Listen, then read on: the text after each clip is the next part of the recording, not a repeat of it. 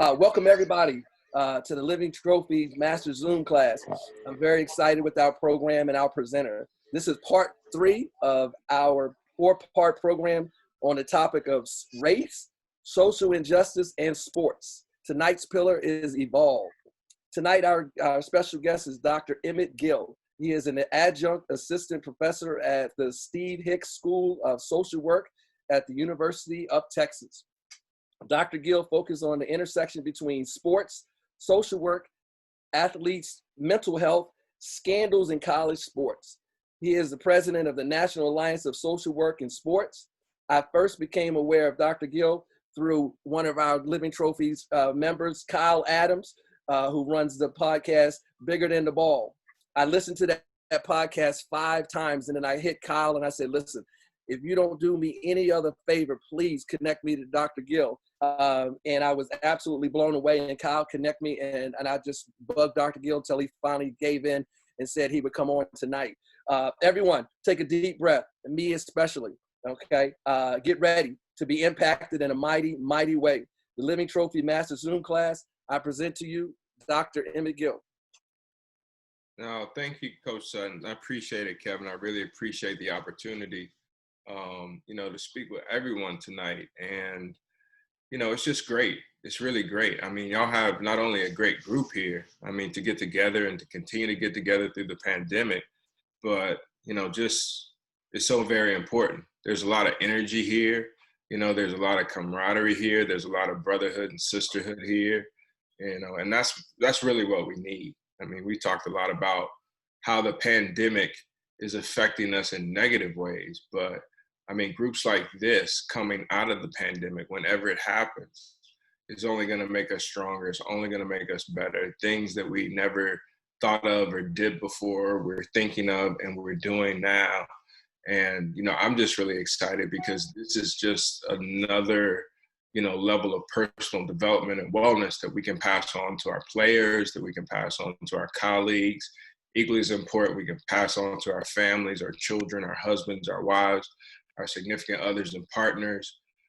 So while it's a challenging time, I'm just really excited about the added value of everything that we've learned during this time, how we're going to be able to implement that into our new normal. So I'm just really happy to be here, really happy to be here. There are a lot of things that I can talk about, so I didn't know whether or not I got the questions. I didn't know whether or not you just wanted me to hit some topics tonight. Yeah. How would you like to proceed, Kevin? We want you to be authentically who you are, okay? And feel free to go and lead us in every direction that you want us to lead. You want to lead us in. Okay. And then we can get to the questions, a little later on. Yeah. Well, I think that the thing that I really think is important right now, in particular for this group, is sort of, how you're addressing, these issues, that we're facing in the pandemic, in particular with regard to mental health, with your athletes and with your staff. I think one of the questions, and I'll sort of piggyback off of one of the questions that I got, and it was about, in the aftermath of Don Imus, right? So, I come out of a PhD program. I finished working at the University of Maryland with the football team. And my next appointment, my first academic appointment after finishing my degree was at Rutgers State University of New Jersey, right? And my boss had started the Jordan Center for Families at the University of North Carolina, Chapel Hill School of Social Work. So he got sports. And, for those of you who are in the business of academia, it's sort of like, either you publish or you perish. So I'm trying to figure out things to write. Just bought a new house, got wife and kids there. And my dean comes to me one day and he says, the women's basketball team needs a mentor. I'm like, what? This is like, I don't know, like maybe 3 months, after Rutgers Don Imus had gone down. And so, one of the questions that I received was sort of like, what would you have done differently? And so I want to take that situation and place it in the context of mental health. And one of the things that I would have tried to do differently is I would have tried to push C. Vivian Stringer to really address, some of that incredible micro assault that Don Imus put on the Rutgers women's basketball team. And so I say to you, one of the things that I would do as coaches is really push the issue of mental health with your kids and really push the issue of mental health with your staff. A lot of people right now are talking about we win with diversity, but we also win with kids who are, working on their wellness, who are addressing their mental health issues. That, to me, is a start. That's where we start. I mean, when we really think about it, and I was talking earlier to JB, and he's in West Charlotte, and I'm sort of familiar with West Charlotte because I went to UNC Charlotte.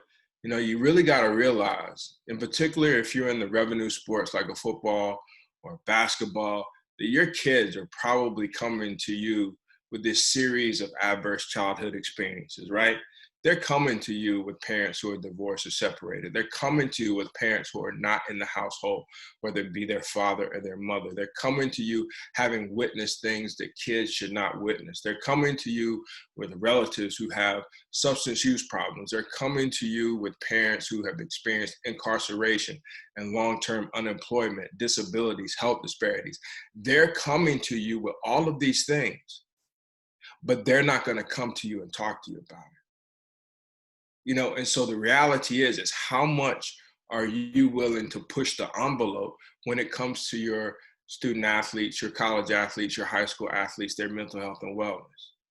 And I've been in athletics, right? I've worked for the University of Maryland. I've worked for Rutgers. I worked for UTSA. I've worked for the University of Texas at Austin, North Carolina Central University. So I know how athletics runs.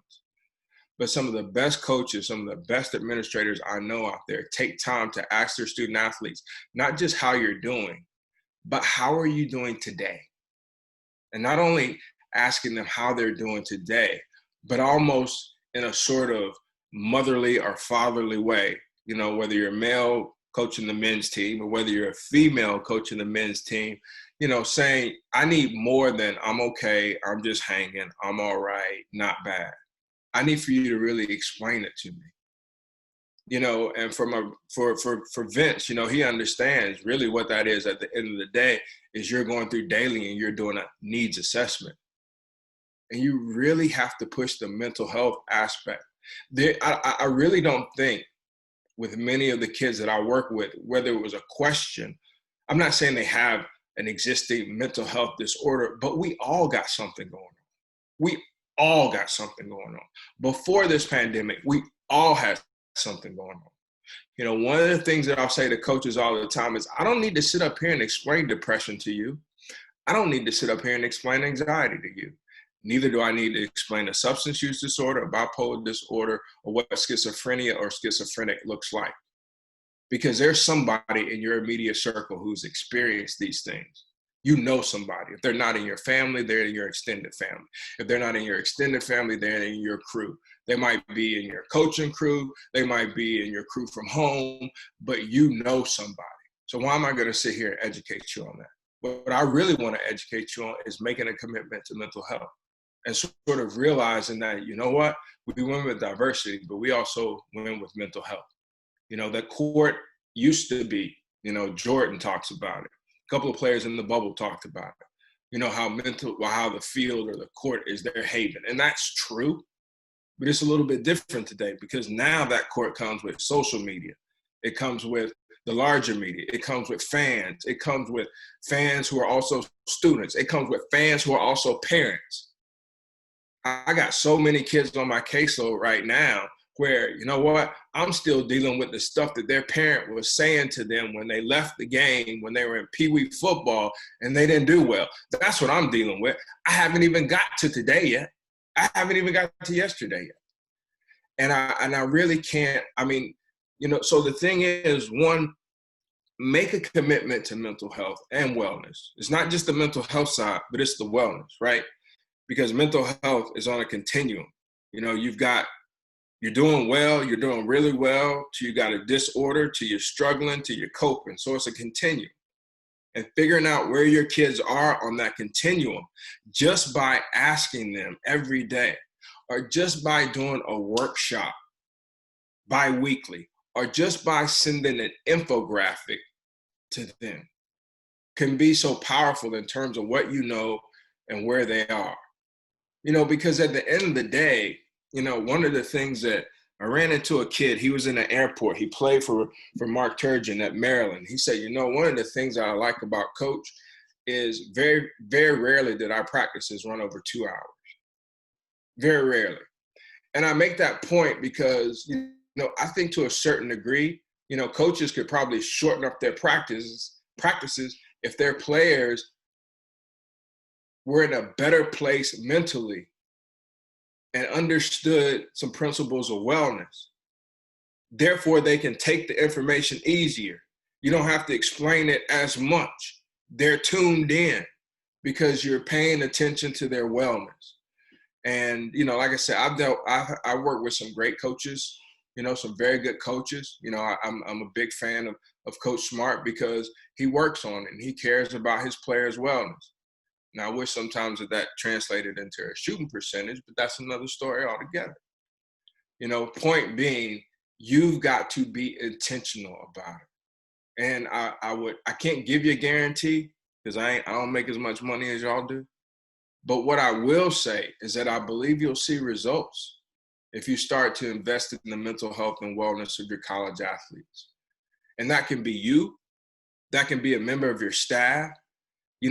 If you're in high school, most high schools have a school social worker or a counselor. You've got somebody in the building who has a counseling degree. You've got somebody. Have that person come to practice every now and then. Drop a little workshop.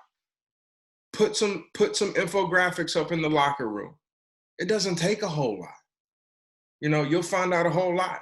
And then if you need that higher level of support, if you're at a college or university, there's somebody on campus who can help you with it. Or there's somebody locally who can help you with it. You're in high school. So that's a major message for me. The other message is, and I don't think this group at all probably takes it lightly, so I'm not making that assumption. But man, I tell you something. When this social justice piece went down and this pandemic thing, came about, I was like, well, this is good, get to work from home and, we're really addressing these issues and it's about time. This is different, from Rodney King, Reginald Denny, it's different from Trayvon Martin. This is going to be different. And then one day, and I think Kyle was a part of this group. And then one day it just sort of hit me like a ton of bricks. It was like I started reliving these experiences that had happened to me. I started wondering about work and what would happen next. I started worrying about the health of my family. And one day I came to the realization that, what? This is hitting everybody. And no matter how strong you are mentally and physically, that everybody's dealing with something now. But it wasn't just a pandemic. It was really, really reliving the microaggressions, reliving the micro invalidations, reliving the micro assaults, and trying to really figure out what I would do with all that. You got some kids in your program. You've got some staff members in your program, maybe you, who have to deal with some of these things. And what I want to encourage again are conversations about it. I've had conversations with kids from the Pac-12, from the Big 12, from the Big 10, from the ACC, and I've really had a great time encouraging kids to just talk about it. Really, just talk about it. We have a lot of anytime I have an opportunity to speak with a student athlete, I let them know up front two things. One, first of all, what we talk about is confidential. It's none of your coach's business, right? Two, I don't have a magic wand in my desk, so don't expect me to fix you. We're going to sit around. We're going to talk about what's going on. We're going to exchange some ideas, but you're going to figure it out because you're the person who has to do it. So I say all that to say that, encouraging, again, going back to the mental health piece, and then what's going on with regard to social justice, really having conversations about things. And for me, as a Black man, that means I got to be vulnerable. Lord knows, I don't know what I would sort of do if I were a coach. because you can be vulnerable on one hand, but then these are the kids that you are supposed to have, or you have to sometimes exert some authority over. How do you deal with that? How do you deal with that? But our kids, our men, we're going through some things. We are. And I think people talk about it like it's like they say words like racism and social justice. But this is like deep. This is really like deep. You got to deal with the past stuff. You got to deal. I mean, I think right now, when a police car is behind me, I'm more nervous than I was before. So I got the past stuff, I got the current stuff, and I don't even really want to think about the future stuff. And so my second message, mental health is important. You're going to do better and you're going to win with wellness. But my second message is help your kids unpack this time. Help your staff unpack this time. You take some time to unpack this, because we've got a very diverse audience, right? And I've written quite a bit on this topic. But one thing that I was introduced to about 2 years ago is this idea of white guilt. So it's not just the Black folks who are dealing with it. It's not just the brown folks that are dealing with it. But I wrote about this notion of white guilt when, if anybody remembers what went down with Luol Deng and Danny Ferry and the Atlanta Hawks and what happened with that whole thing. And so, you know, we're all dealing with stuff, but we got to take time to unpack it. You know, some people call it self-care. Some people describe it as another thing, but you got to unpack it for your kids and you got to unpack it for yourself. And you can't be called. And if you're not willing to sit there and do it with your kids, bring somebody in, and don't let that just be anybody. Right now, more people know. The question that I keep asking myself is, where are all these people who are giving lectures on racism and privilege and social justice before all this happened? Where were they?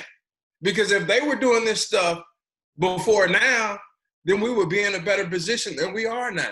So we got to deal with that. And let me tell you, we're talking about this election in a positive way, but I'm going to tell you something. It's scary, right? Especially that we're getting our kids involved in voting. We're educating them, and we're not really sure what's going to happen with this election. So I think that there's a certain timeline that we also need to be working on as we move towards the election and out of this pandemic and into the new year. So we went with mental health. We went with mental health and wellness.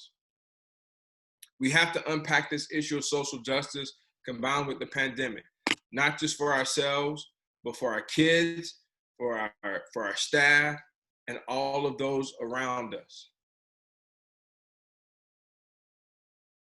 And then I think the last piece is, you know, this is a lot to do. How do you fit it, you know, sort of in your schedule? How do you do this? And one of the things that I've found in working with coaches is they keep their circle tight. You know, they keep their circle tight. Whether it's their assistant coaches, director of ops, whether it's their statistician, whether their trainer, they're like a family. But with all these things going on, it's hard to add things to our student athletes, whether you're in high school, whether you're in college. It's hard to add another thing to the menu. So we have to figure out a new way to do our work. We really do. You know, whether it's the use of technology, again, going back to infographics, whether it's bringing trusted professionals, former players, back into your circle, mental health professionals, you have to find a new way to do your work. You know, the old way of sort of pursuing mental health and wellness, while some of the techniques are still good, we're going to have to figure out new ways. You know, half the kids on my caseload right now, I learn more about them through their hobbies than I do through some of our conversations. So we have to find indirect ways to be more direct with our high school and our college athletes. Those are the three things that I sort of wanted to talk about. And, you know, I'm happy to sort of answer any questions and let it flow into to other conversations about other things. There are some great questions that I sent. So, I can keep going, or if there are any questions about what I shared thus far. How about this? How about we'll give you a few questions, and then we'll see where that takes us. Okay, and I'll start off with the first question. You've used this term a couple times tonight, and certainly you have used it on iPads. iPods. Podcasts that I've listened to before. Can you define microaggressions and micro assaults? Yeah, I mean, so micro assaults, it depends on who you ask, right? So really, with microaggressions, you have these three sort of categories. You've got the assaults, you've got the insults, and you've got the invalidation. And the assaults are really purposeful intents to hurt or harm, verbally or non-verbally. And I think that we see those in social media. We certainly see those, personally. I think the Chicago radio personality who got fired recently over what he said about the young lady of color in the NFL, the sideline reporter, that would be like an assault. It's purposeful. It's meant to harm. The insults, the insults are sort of more on the down low. They're more covert. With the same intent, to hurt, to harm, to oppress, to make feel less than. The invalidations, they go more to identity, sort of to invalidate your identity, your dress, your culture, your name, your major, all of those things. So we really try and start to break that larger group, that larger concept of aggressions down to those particular things, so that individuals can be more familiar. You're able to pinpoint those. I would say, for example, I was speaking with a group from the Pac-12, and the tennis players were talking about how some of their white teammates will ask their black teammates, "Can I touch your hair?" So that would be a micro invalidation. It's not an assault. They probably didn't mean anything purposeful in terms of harming, but what they were doing was invalidating or questioning their identity. So I really think about it in terms of assaults, invalidations, and insults.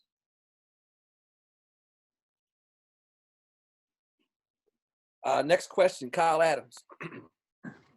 Dr. Gill, I remember we did a Zoom when everything first kind of happened. One of the things I thought you talked about that was really, really important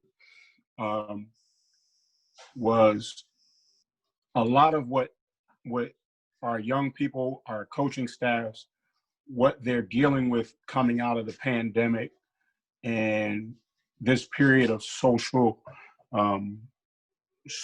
justice is everything that's going on with them won't present right now. That there may be things to present 6 months from now, a year from now. Can you talk about that? I know that, coaches are really excited that, we've, everything's been cleared and they can see that they're going to have a season, and it can really be business as usual. But there's a lot of still real trauma going on with our student athletes and our coaching staffs. Can you talk about that some? Yeah, I mean, I think, Kyle, you used the term trauma, right? So if we're realistic about this pandemic combined with the social justice, or the social justice and the pandemic, have been traumatic experiences, right? So when we talk about a post-traumatic stress disorder, something we usually associate with the military, we're talking about trauma, that may be experienced 3 to 6 months or longer prior to the actual symptomology, being present. And so if we look at this situation as a traumatic event, it's going to be interesting, what is going to be the impact, there were more college athletes, I think, that were involved in gun violence that at least hit the media than I'd ever seen before during the pandemic. So what happens to some of those kids who, witnessed gun violence during the pandemic? What's going to be the impact on some of those kids who lost loved ones, who they may not have even had an opportunity to give an appropriate homegoing or goodbye to? What's going to be the impact of them? What's going to be the impact when that person that they didn't have an opportunity to say goodbye to was a staple who was at their game or watching their game constantly? And a lot of folks, whether Hispanic, Black and brown, lost loved ones during this time.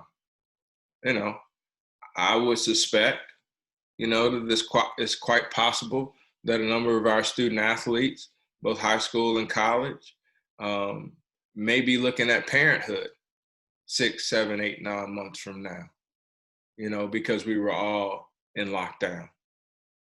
So there are a myriad of circumstances that, and then it's just, what's going to be the shock or the change that our student athletes go through when we return to whatever this new normal is? Like, there are going to be some kids who, just because now they're back out there, are going to be making mistakes that they might not normally make. There are some kids who are going to have to deal with the persistent unemployment of their parents or their family members. So there are a number of things that are gonna rear their head. I mean, even trying to become reintegrated back into a classroom with individuals who might have a different view, political, racial, or other. Like, all of this has gone down well when we're at home on Zoom. All of this has gone down well when we're doing virtual rallies. But what happens when these individuals get back in the same environment? What happens when they return to campus or they return to school and they thought, man, it's going to be so different. Everybody's going to love each other. We're just going to all get along. And somebody calls them out of their name. So there are going to be some things that we need to prep our kids for, but we also need to keep an eye on in terms of, what has been the impact. I would figure right now, especially with regard to our college athletes, I just wonder how many of them are going to come out of this with substance use or abuse issues. I really do. I mean, you're at home all summer, didn't have much to do, So, if I were a college or a high school coach, as we return to school and get back into team activities, again, I'll go back to what I said before. Do you wait for it to happen? Or are you very proactive about it? I mean, coaches can ask their kids just about anything, right? Most coaches, I can ask the kids on my team just about anything. And it might be time to ask them, you might have some things that you're concerned about, some things that that might pop off later on that you just want to ask about now. And it could be as simple as this. You know what? We have come through a challenging time and we have got a long ways to go. But I really, really care about you. And I really, really need to know, I need you to share with me a little bit about how this is affecting you. I need to let you know if there's anything that, I need to know. Is there anything that I really need to know? At the end of the day, they might not tell you on that given day, but at least they know that you've opened up a door to them to let them, that they can walk through when they're prepared to walk through it. I mean, to a certain degree, almost every coach on every staff needs to be a little bit of a counselor right now. So those are some of the things that I'm thinking about, Kyle. Next, great question, Kyle. Next question, Marty Keithline. Dr. Gill, thank you very much for your time. Marty Keithline, I'm an athletic director at Bishop McNamara in Forestville, Maryland. My question is, as an athletic director, what programs are available for me to tried to get in touch with my staff as quickly as possible to get us ready to mental health, make sure we're prepared to deal with these issues. Is there anything out? What's your name? Marty Keithline, Marty? Athletic Director, Bishop McNamara. So I'm just looking for something how it can impact myself, get my staff prepared to deal with this. Is there any programs out there currently we can implement? I mean, Marty, I think, to be honest with you, there's just a lot of great content out there right now in terms of things like this. Yep. Like folks that have had Zooms, folks that are doing webinars. Like if you're on LinkedIn, you can see a variety of them. I know that a few folks that I knew were like keeping a log of different webinars that are out there. And so that would sort of be the first thing. The second thing is I'm not far from you, so I'd always be willing to help out. Wow. But you know what? I think the other thing is just, I think that there are one of the things that I really want to try with some of the athletes that I work with are just utilizing, like in your case, it would be the school counselor or mental health professional if you got a social worker in the school, and movies. Like that all-American piece. That was a piece. In other words, things that our kids have already watched or our staff has already watched that have mental health or wellness or social justice implications, and to have conversations around those, whether you watch them together, or whether you assign them the task. Also, there's the Alliance of Social Workers in Sports, and I can share that information in the chat. But the Alliance of Social Workers in Sports include 250 social workers who all have aspirations or are working in sports and do a lot of pro bono stuff. As a matter of fact, I developed the Alliance of Social Workers in Sports, and there's a high school committee. And if you reach out to those folks and you let them know, first, they might be able to point you to people in the area. And secondly, if not, if you're looking for a workshop, that's a great opportunity. And we do a lot of pro bono work. Great. Thank you very much. Yeah, Thank you. And I'll share this, again, on your point, Marty. For me, I don't know how many more presentations I'm going to do where I'm describing mental health disorders. When I was speaking to one of these Big Ten football teams, I was like, you know what? I'm going to scrap this. I just need to talk to you about making a commitment to mental health like you do your jump shot. I need for you to make a commitment to mental health like you're making a commitment to improving your bench press. You ain't told me nothing about making a commitment to mental health until you got some nights where you got to call that trusted person at 2 a.m. You ain't made no commitment until you didn't shed some tears. You ain't made no commitment. And I'll say the same thing to a coaching staff. Don't tell me that you made the commitment unless you've had that watershed event, that moment where you said, you know what, this is important. It's not about, like I said, we know what these things are. The question is whether or not we're going to have the courage and the faith and the resiliency. And if you're a spiritual person, the faith to deal with this stuff. And that's the thing that I'm really working with, everybody that I speak to. I'm like, look, I'll do something for you on depression if you really want me to. I'll do something. Look, I can sit up here and talk about weed and marijuana till the cows come home. But I want to talk to those kids about, look, son, are you going to stop right when you're about to go to the store and right when you're about to go get that blunt? Are you going to call somebody? Are you going to turn around? That's what I want to talk to you about. You already know about the effects of it. You probably know more than I do. Great. And those are the conversations that we got to have in this space before we start the education and while we're doing the education. Thank you. Dr. Gill, I ask you to be authentic, and you have been beyond authentic. What you just shared with all of us right now, we could actually end this Zoom, but we're not going to, because this is what we all need. And I'm going to keep going. You know, you just threw Marty a huge bone, and Marty's a disciple of mine.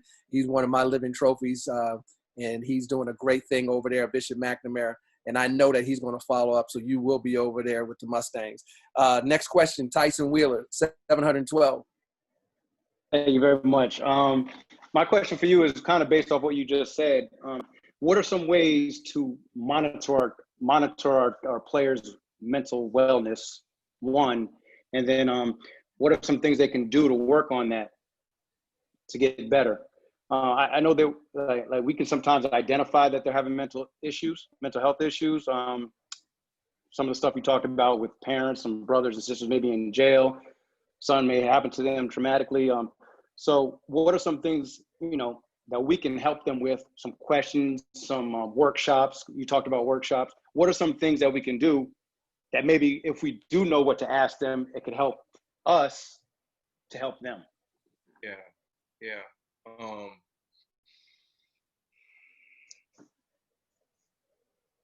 I mean, I think the first piece, and when you were speaking, is it 712 or 721? I want to make sure I get it right.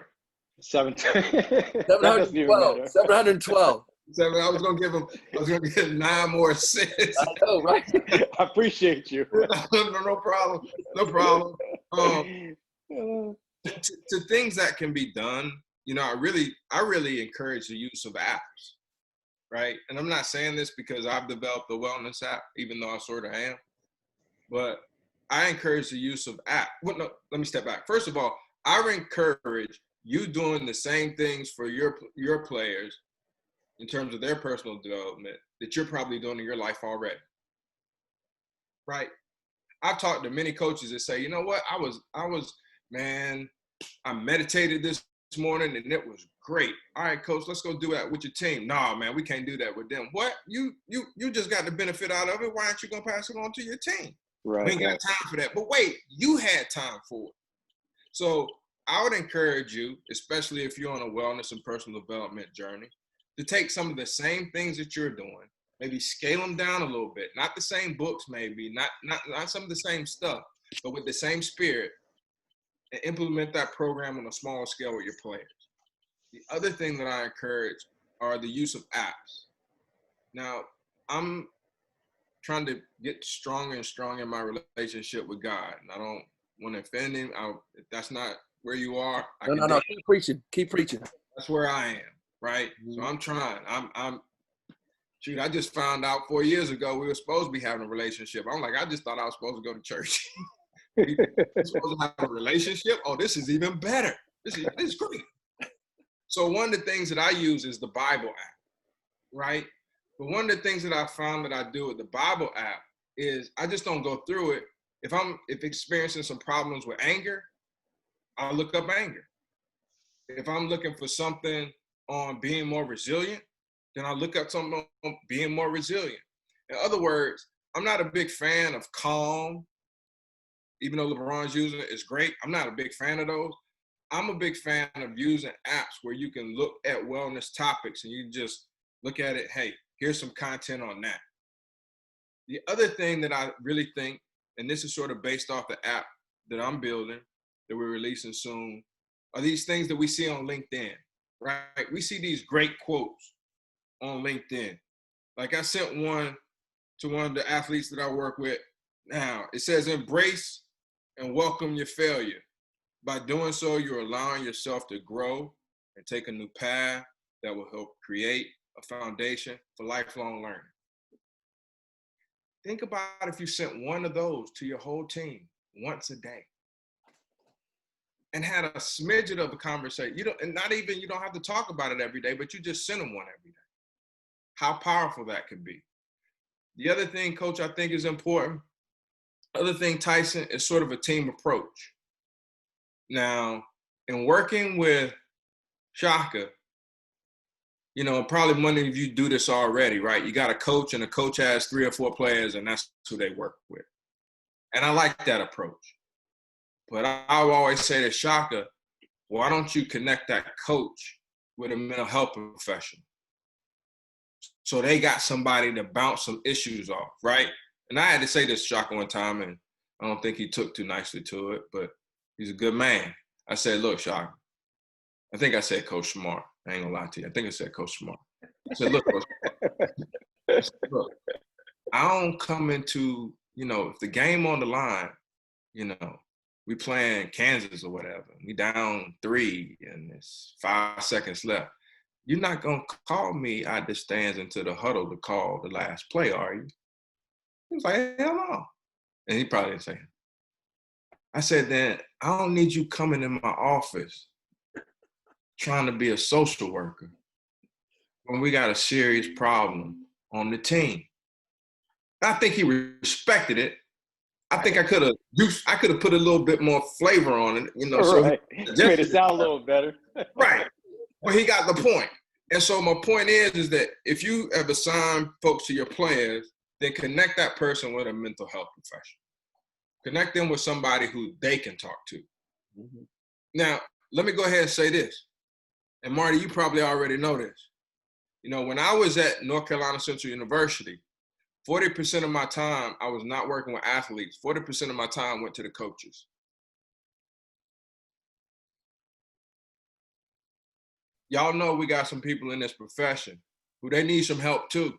Yes, oh, yeah. Yes, sir. We do. For my brother at Texas A&M, you can look right down the road at Texas Tech women's basketball program. Need some help, right? And I say that because, look, man, that's all sports. That's all. I mean, my wife get on me all the time. She's like, can you do something else besides sports? I'm like, yeah, I'm going to go watch the game. No. Something else. So my whole thing is sports. So I get it. But I'm like, this is somebody's daughter. This is somebody's son. And we know about displacement, right? Something going on with us, we take it out on somebody else. That's somebody's kid.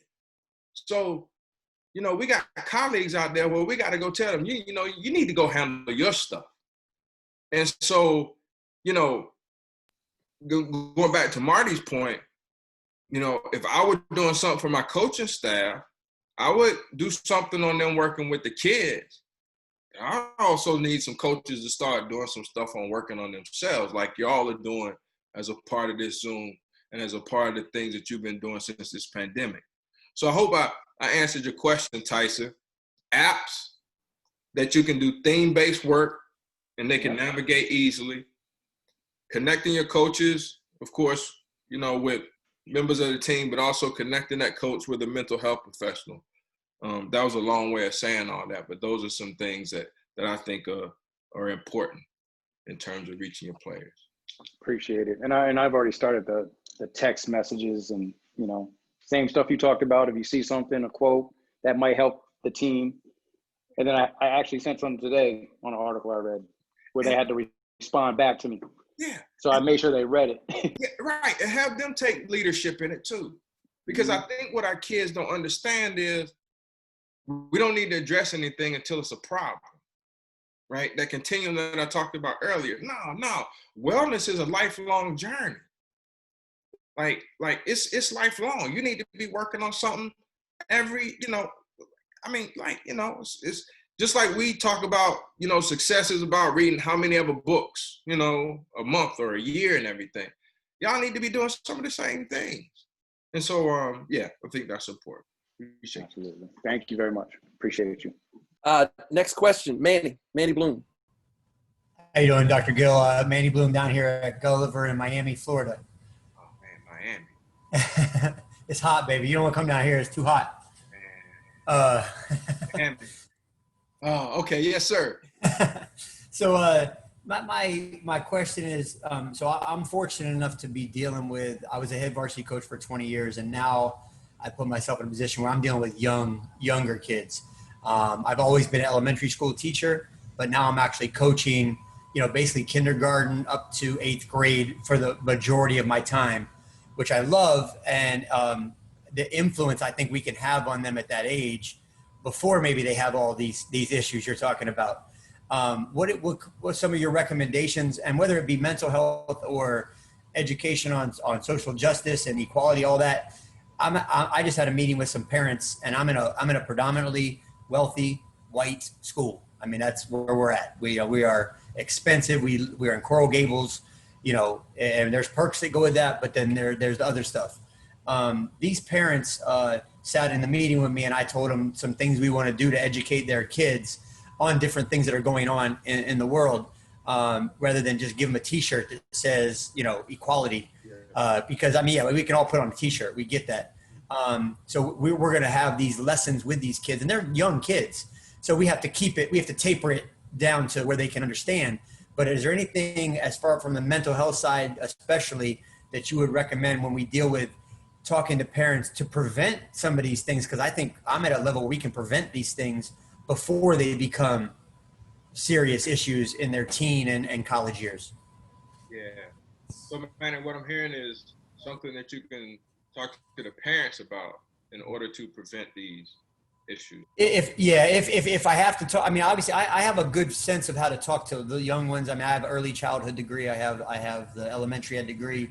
I've worked with kids, and my parents always worked with kids, but they worked with kids after they were already messed up. They were already juvenile delinquents. And before that, I get them before they're in trouble. I get them while they're in school and they have good home lives, and but as you know, these wealthy kids too, if not more so, they get all messed up mentally because parents aren't around and nannies raise them, and all these things. So I'm just trying to head that kind of stuff off early when I talk to them. And then if I do have to approach a parent, I don't want them to say something's wrong with your kid, but what are conversations, that point nuggets that can help me with that? Yeah, I think it's wow, you're in a unique position, Manny. So some of the things that I would throw out are maybe some of the things that I experienced with my daughter when she was growing up playing soccer. Some of the things that I talked to my son about, now that he's playing basketball. And I think really, we talk about the benefits of sports, right? The responsibility, the leadership, all the things physically that happen, in terms of the benefits. But again, I think it's sort of like social justice. We skirt over, and we don't spend a lot of time talking about it, and those are sort of fundamental, right? Because coaches, after you leave elementary, junior high, all the coaches are going to be saying the same things about what are these characteristics of sport and why is it important. So I think sort of reviewing those, but not only reviewing them with the kids, but really talking to the parents about it. It's hard, especially when you've got parents who are well-to-do, probably, to have these conversations with them. But again, a lot of the kids that I'm working with now, we're working through issues that they had with their parents and the way that their parents put the overemphasis on sports. So I think that conversation always about the reminder about, how to put sports in this proper perspective. But man, I think you hit on it, and I read something about it somewhere a couple of days ago. And it's like kids who come from these wealthy families, a meaningful proportion have worse outcomes than kids that don't have nothing. But how do you have that conversation with a parent? And that I don't know. But man, if a way to think through that one, that figure it out. Yeah. I'm gonna figure it out. That with them, but I think it's just having that conversation with if they do overemphasize sport and they really don't take sport for all the wonderful things that it is besides winning and losing, that combination, I think, could be even worse. And so, when we think about some of those things, then we think about obsessive-compulsive disorder. We talk about different types of anxiety. We talk about the substance use. And, it's hard for a parent to imagine, well, my kid's in elementary school, how's that going to go down? And it's maybe then talking about, well, it may not be happening now, but the trajectory starts right around 8th grade. And if the trajectory isn't interrupted. So to try and be more precise. One, the developments of sports, emphasizing those with not just the kids, but the parents. Sort of having that conversation, that continuous conversation with parents about not overemphasizing sports. Finding a very nice way to say overemphasizing sports with helicopter bulldozer parents who sort of get their kids everything is a recipe for disaster. And here's some examples. Also with the kids, I think it's a great way to use some of the things that are happening in pro sports. You know, getting the idea of who their favorite players are and if their favorite players have been active in some of these things, just talking to them about that. And the last thing I'll say, I think that we got away from definitions. Like if I were to talk about social justice, I'm talking about prejudice, discrimination, and stereotypes, but I'm also talking about basic human rights.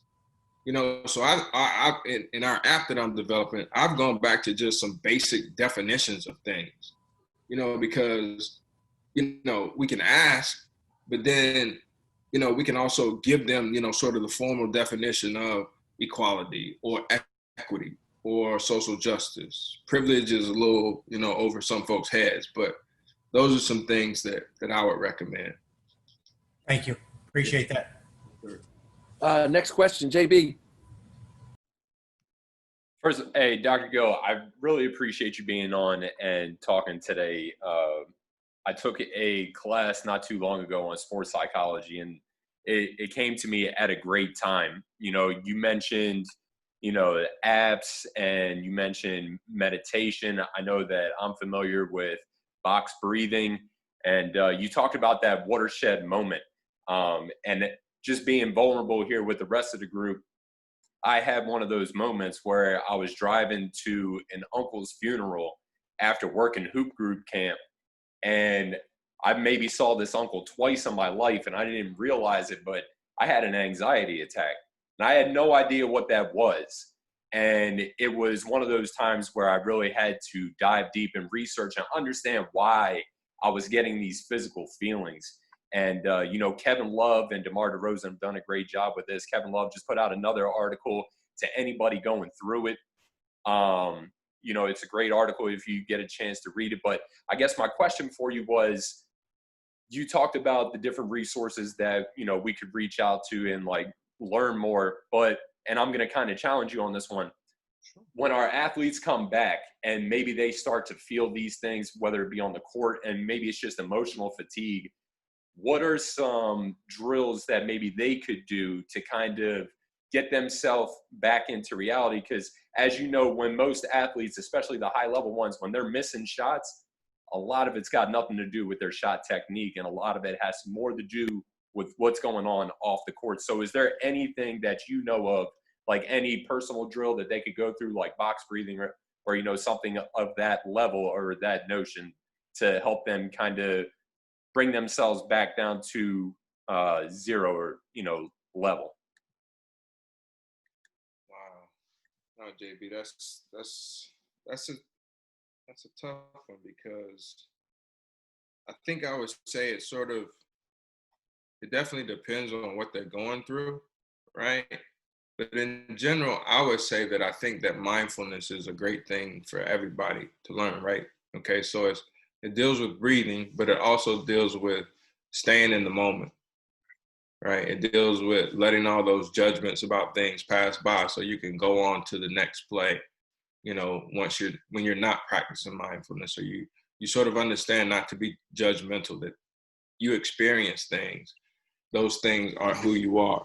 And so I think that mindfulness is one of the keys that I think works across sort of the board. But the other thing that I do with players in particular who are struggling through things is gratitude. It's just a gratitude that's every day. You know, because I try not to throw sort of my feelings about religion and spirituality with them. But, you know, there's this whole thing where, you know, it's really hard to be down about things when you're really paying attention to all the great things that you have going on in your life. But it's more than that, because, you know, for some of the kids that I work with, I will review their gratitude list and I could get sort of an idea of some of the things that might be going on, whether it's what they wrote down or maybe what they didn't write down that you would expect them to write down. And that gives me an opportunity to sort of understand, some of the things that they might be going through, and then have an opportunity to ask some questions. It's sort of hard helping athletes understand the importance of dealing with things in their life so it doesn't impact their performance. It's sort of hard, but I think just sharing what you said, you know what? This ain't got nothing to do with your form. Your form look good. Your lift looks good. Your follow through looks good. So what's going on? Because it's really, a lot of what we do in therapy is really trying to get to the root of, what's happening. What are you worried? I mean, what's going on in your life? And it's usually, so it's usually for males in particular, it's safety and security. Safety and security. Mom's unemployed, but it's an issue of, security, because mom's always been there. Mom's always been a provider. So it's really, the meditation and the mindfulness is good, but I think a gratitude list is a way to deductively figure out, what's happening in an athlete's life. It gives them a way to keep a positive perspective on things, but it gives them a way to also, you and them a way also to learn about some things. That's really a tough one, JB, because, man, I've had a number of kids who I've tried to help them sort of with performance, and we've done some things. We've done the visualization, we've done the diaphragmatic breathing, we've done all that. But then I just had to throw that away and say, look, dude, what's going on? Young lady, what's going on? We gotta, it's not, whatever it is, it's on the court. It's on the court. Got kids, had one kid run out of practice, hit the door and break his hand. Bro, that didn't have nothing to do with that play. It didn't have nothing to do with that. And it's I could go. I'm just talking, man. It's a tough one. That's a tough one. No, I appreciate it. Yeah.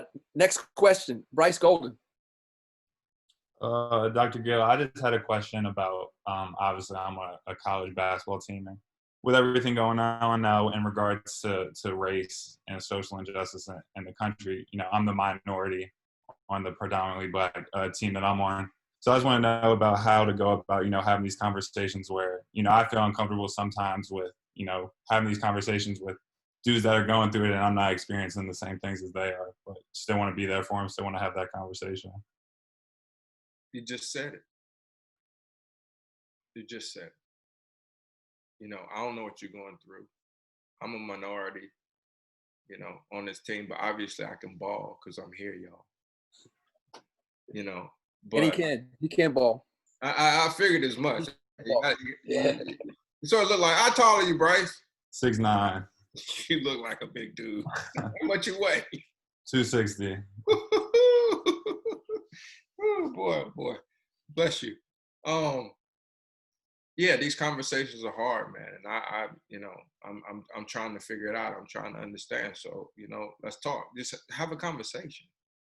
Right now, the worst thing that folks can do is not say anything. I've been so touched by some of my friends who don't look like me, who don't have the same color, to just say, you know what, man, I just called you today because I want to see how you're doing. And I don't know exactly what to say, and I don't, know exactly what my purpose is, but I just want you to know that I care. That's it. It's on your radar. Because, Bryce, a lot of us don't know how to feel. A lot of us don't know how to organize all these feelings. And it's not, it's this thing, right? Book of Nehemiah, right? And it talks about, how the city of Jerusalem or whatever had basically been destroyed, but it had happened many, many years before. You know, he only when he found out about it did he decide to do something. And one of the points of the book of Nehemiah was talking about this issue of proximity and empathy. To have empathy with people, not sympathy, have empathy with them, you have to be in close proximity to them, which means that you got to talk to them. And so as long as you're in close proximity, you know, you touching base with them, you know, you letting them know, hey, this is hard. I don't know what to say, but I'm here for you. Man, you didn't said a lot right there. You said a lot. Because there's a lot of folks that are running away from this. There's a lot of teammates who aren't talking about this. So just having that conversation and, you know, sort of being comfortable being uncomfortable is huge. It's huge. Probably, if they ain't pass you the ball a lot, they're probably going to pass it to you a lot more after that, too.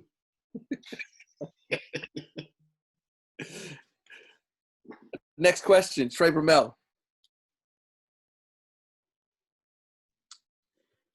Hey, thank you, Coach, for calling on me. So I guess my one question is, it seems like these microaggressions and microassaults are pretty subtle, and my guess would be most people don't even know that they're being an aggressor or assaulter.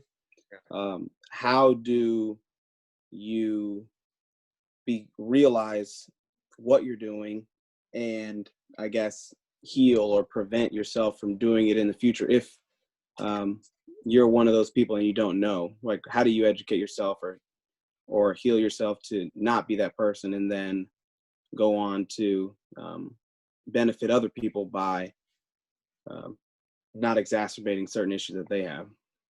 So you're saying for the person who might deliver the aggression, the invalidation, the assault? Yes. How do you recognize that you're doing that, and then how do you prevent yourself from doing that? Like, what educational tips do you have for a person who doesn't know that they're doing it, right? Like, what if I am one of these people? How do I become aware, and then how do I change my behavior and then make other people aware? Yeah. No, great question. I think, you know,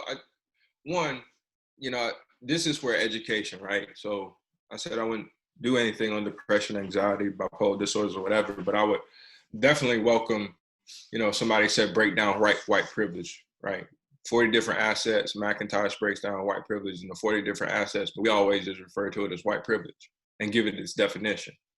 And the same thing with the microaggressions. You know, I think the first thing is educating yourself and, you know, having the individual understand that these are the 3 different types, right? If I were talking to somebody about, you know, somebody came to me and said, you know, Doc, I've been committing some of these microaggressions. I need to figure it out. So I would, here are 3 types. Here are the 3 types. Then I'd also say, put the shoe on the other foot. Like, if somebody were to invalidate your identity, what would it look like? If somebody were to commit a micro assault against you, what would it look like? If somebody were to engage in a micro insult against you, what would it look like? Then I talk to them about, well, how does that feel? Like, really? Right? I mean, you know, how did Woody Harrelson feel every time somebody said a white man can't jump? You know, how'd you feel about it? You know, I can tell you how I feel every time somebody inferred that I want some fried chicken, right? You know, but having a conversation about how you feel. You know, one of the things that I think that I've tried to do a better job of getting in touch to is when something happens, how do I really feel? Like, going beyond anger or frustration or annoyed, but really digging down into those, you know, list of feelings that we have. So it's understanding the education piece, then understanding the feeling, and then sort of talking a little bit about them. Okay, well, so, you know, if you experience this or you committed it, you know, if you committed it, how would you want somebody to approach you? Like, how could it be repaired? Right? Because somebody assaults you or somebody invalidates you, you know, or somebody insults you, you know, it's like the hammer and the nail, right? You know, if you hammer something in, you can take the nail out, but the wound is still going to be there. So how do you repair it? And I don't know if we talk enough about how we repair it. So helping that person think through, how would you repair it? You know, like I said, you know, we got kids, you know, how do you repair, how does a person from the media repair it with an athlete when they say, oh man, you speak really well. You speak much better than I thought you would. How do you repair that? How do you repair that? You know, and really it goes to, you know, we really as a society have to get better with saying, I'm sorry. Will you forgive me? You know, so those are three things that I really think about: the education, the feelings, and then if you do commit it, how do you repair it? How do you fix it? And I'm not talking about the next time. I'm talking about that time. Like, as men and women with significant others, husbands, wives, significant others, you know, we got to walk into a house. We can't let something that we did go. We got to address it. We got to teach our kids to address it. Or when they get in relationships, when they get married, when they're in these things, they're not gonna know how to repair it. So those are the three things that I would recommend. And again, by no means do I have all the answers. These are some great questions. Like, I'm struggling. I'm like, man, this is like the licensing exam. But I hope there's some nuggets here. Some of this stuff, you'd be like, nah, doc, you tripping. It ain't gonna work. But hopefully some of it, you know, if I say three things, maybe one thing will be helpful. I got to be real about that too. I do want to follow up just quickly. So how do you repair that? Like you say, apologize. Are there any other techniques, you know, repairing relationship, micro assault? I mean, I think that's up to the person. I mean, I mean, I think the most impactful way, and I'm just again thinking off the top of my head, it's sort of like what can I do? Really? I mean, isn't that what we ask our people who are important? What can I do? How can I fix it? It's like you at the store, they mess something up, you know, and they ask you, how can I fix it? And you know you want a full refund, but you know you're not gonna get one. You know when they mess up your order, you want your whole meal for free, but you're not gonna get it. So they ask you, how can I fix it? Well, but they like, I can't do this, but I can do this. And I think we give some folks some ownership in terms of how I figured out. And we also offer some vulnerability in ourselves in terms of, we're going to ask, that means we're really going to try and get it done. You know, it's just like, you know, Bryce was saying, when Bryce opens himself up to that conversation with his teammates, you know, he's being vulnerable. He's demonstrating to them that he really cares. And I think the same case happens with that particular microaggression. I think it's a skill that we can teach our kids. You know, we really do need to learn how to say, I'm sorry more, I apologize, and will you forgive me? And what can I do? Man, that's powerful. I mean, that's powerful. For me, it is, because not that many people say that to me. But anyway. Thank you. Yes, sir. Great questions, Trey. Next question, Michael Lopez. Dr. Gill, man, you are dropping some gems on us, so I do appreciate it, man. Now, my question is kind of like, I grew up, you know, you spent some time here in San Antonio, right? And I grew up here on the east side of San Antonio. And, you know, it's predominantly African-American mixed in with a lot of Hispanic, which is what I am. And we grew up seeing brown on brown, black on black crime. That's all we saw.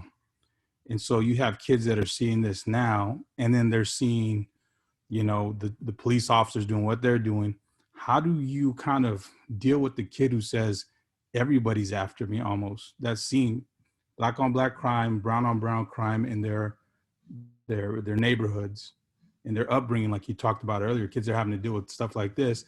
And then they're saying, I can't even trust the police. I can't trust white people. You get what I'm saying? Like, how do you approach that? Because that seems to me like I've already heard stuff like that from some kids. And I just think to myself, that's tough. It's tough to have to come to that, or have that fear, have that anxiety, that social anxiety. How would you go kind of about dealing with that?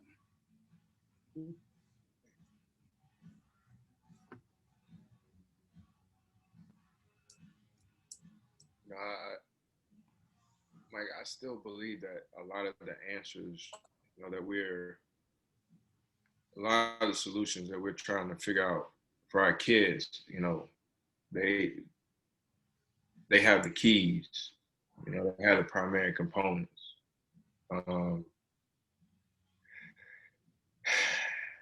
And I think one, you know, we have to try and get our kids to sort of articulate, you know, everybody's after me.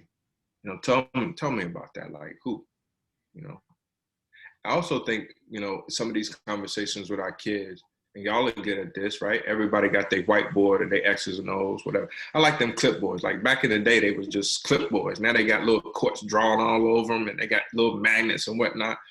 But my point being is that I like depictions, like writing things down, right?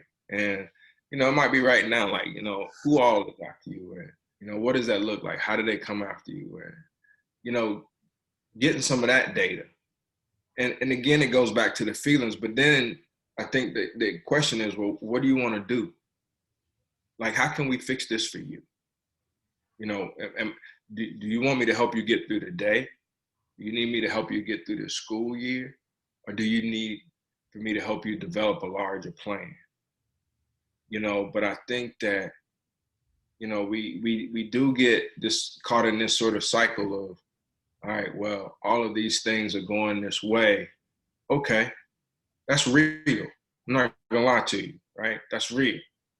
You know, we here in DC, and I'm just used to getting back in DC, Marty, and I'm like, I'm getting on the news, watching the news every morning, and somebody got shot, some kid got shot, somebody in the street. I'm like, this like a war zone, and it's real. So tell me more about everybody. Tell me more about how this feels. And then tell me more about what you're going to do about it. And then let's talk about how I can help. You know, I mean, I don't know what else I can do. Because it's like, you got, like, I'm really big right now on this how I respond to things.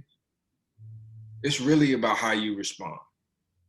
You know, and the other thing that I think that's important with this population that we're dealing with, in particular high school, and I said this a little bit when Manny was asking them questions, is like really going back to some of these folks that they admire, in particular athletes.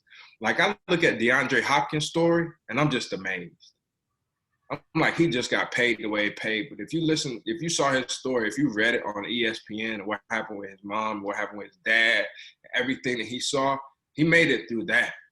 And so I think that pointing out and digging deep in some of those examples with our kids and demonstrate, DeAndre Hopkins had everything going against him. And look where he is now. So what's your plan?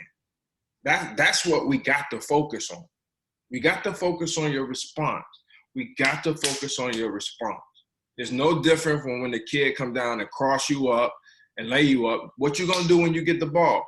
When you get your opportunity, you're going right back at them. You got to go right back at these folks. But you got to have a plan. Mike, I don't know, man. It's hard. I just spoke to some of my bros down in San Antonio that we hoop together. You know, one of my friends, he's from Southside. Okay. You know, but he used to go over to the east side and hoop all the time. He would tell me stories about it. And I thought it was rough where I came from. Nah, man. It's rough. It's real. It's like no joke. And I don't, those are the 3 or 4 things that I would say. Get them to focus on the response. Get them focused on the plan. Yeah. Listen to them. Get them to articulate some things. We can't keep asking our kids whether or not you understand this play or what you would do in this situation without asking them the same stuff about life. Right, right. And if you ain't got somebody, you know, and again, I sort of am cautious about asking coaches, shouldering them with another responsibility.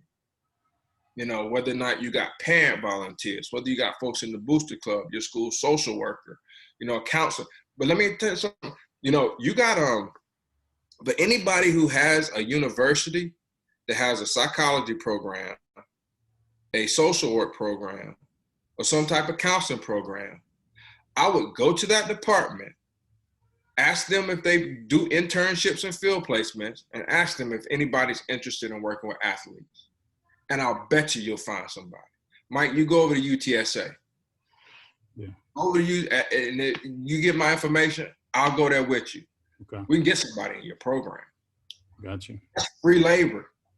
Yeah. Most kids got to do 15, 20, 25 hours if they're in this profession. Those are some of the things that I would think about, man. Appreciate it. Thank you. Yeah, I got to get you information next time I come through. Yeah. Next time I come to San Antonio, I have to come through. For sure. Appreciate that. Next question, Caitlin. Thanks, Coach. Thanks, Mr. Gill, for everything that you've been dropping. A lot of nuggets. Appreciate it. One of the biggest things, especially for me, because I'm recently removed from being a player, is that mental transition from being a player to going out into the world and doing something positive with your life. And I know that can be a challenge, especially spending your whole life in athletics. How can we help our high school seniors or college seniors mentally transition away from sport as a player and into the world? I would say, Caitlin, it's really important to give them a little bit of space within your program to do those things, right? Because like mentally, in order to prepare them for it mentally, just like we do in practice, right? We practice game situations, right? We practice that last second play. We practice our out of bounds. We practice our press.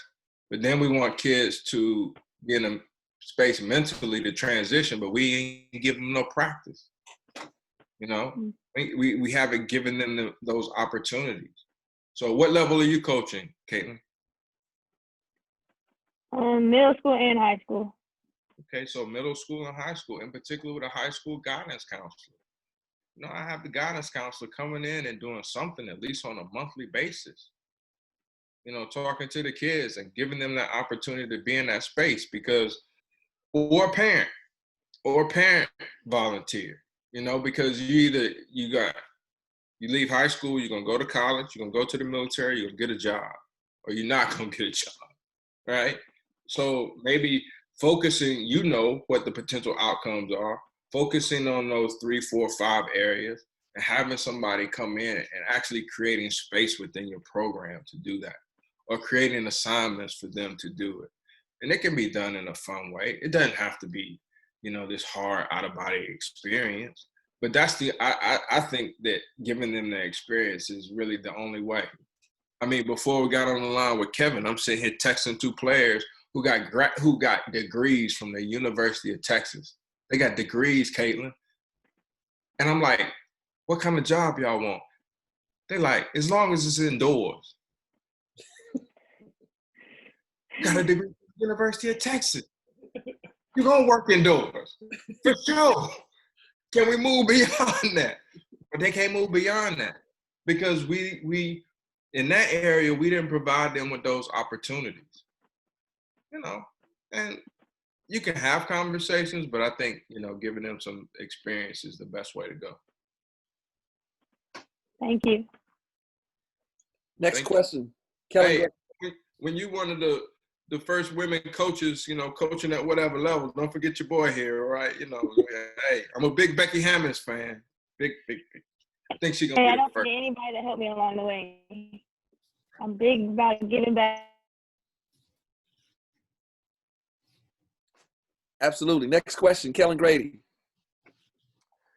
Dr. Gill, I want to know your take on how a college athlete can build a platform and what are the elements that go with it, and especially for those who may not have as much success on the court. I mean, I've been grateful to have a bigger platform than some others, but in cases where kids at smaller schools or at schools where they don't have as much publicity or notoriety around the program, but want to be actionable and take a stance and speak out. How do athletes like that build a platform?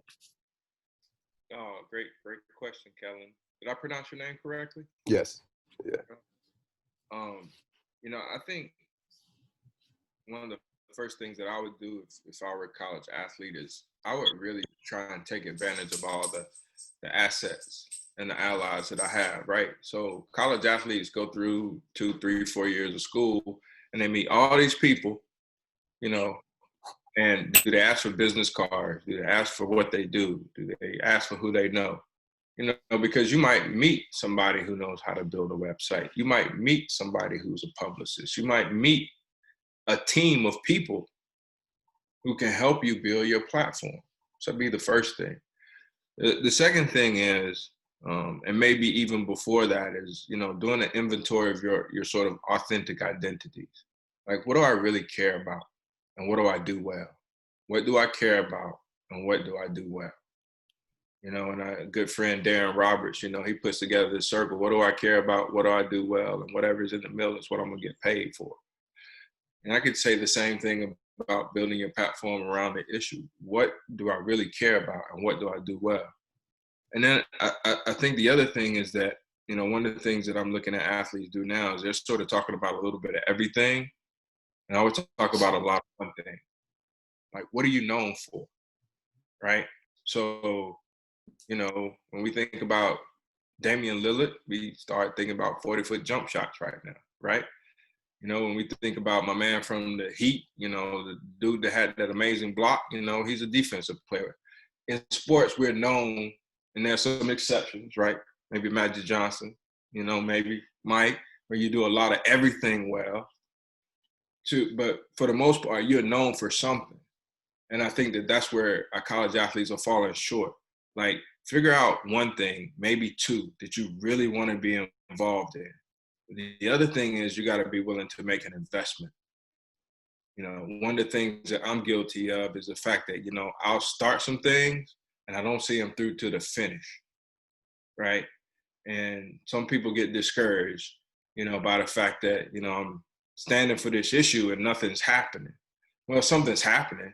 You're learning about it. Like, this advocacy thing and this activism thing is filled with, I won't say failures, but the success, you know, it's not progressive. It's not constant. So you got to be in it for the fight.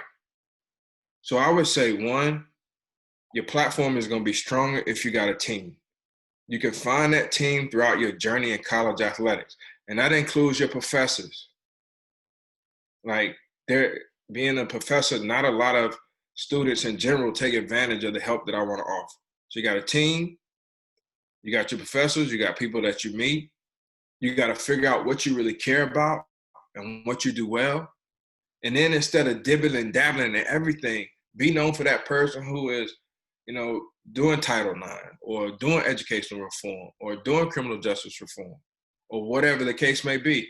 You might be just working with the Alliance of Black Athletic Directors, and you're, you know, fighting for more Black athletic directors, whatever it is. But also feel that your scope doesn't have to be national. If we think about it, you know, whether it's even Barack Obama, it can all start local. And think about how much credibility, how much popularity college athletes just have in their local area. Yet they sit in their room tweeting when they could be at a city council meeting and having an incredible impact and learning, and then going to the state level and then going to the national level. So that's the other thing that I say. If you're a college athlete, don't neglect the local level issues. That's where you can have a great impact. Now, that can be a little bit tricky, right? Because you don't want to be talking about somebody on the local level and they a donor to the program. That's a little bit tricky, right? But you got all that credibility in your area. Why not use it? So those would be the things that I would think about. Authentic self, getting yourself together, a team, focusing on one or two issues, not forgetting the local politics. Now, where are you in school at? Davidson College in North Carolina. Got you. Yeah, I was on the phone. Yeah. I went to UNC Charlotte. Okay. So yeah, right down the road. We coach Sutton a couple times a year. Oh, absolutely, absolutely. Dr. Gill, he's he's one of those athletes that truly understands it and gets it. You know, Kellen is a far better person than he is a player, and he's a pretty good player. Next question, Deborah Fries, please. Deborah Fries.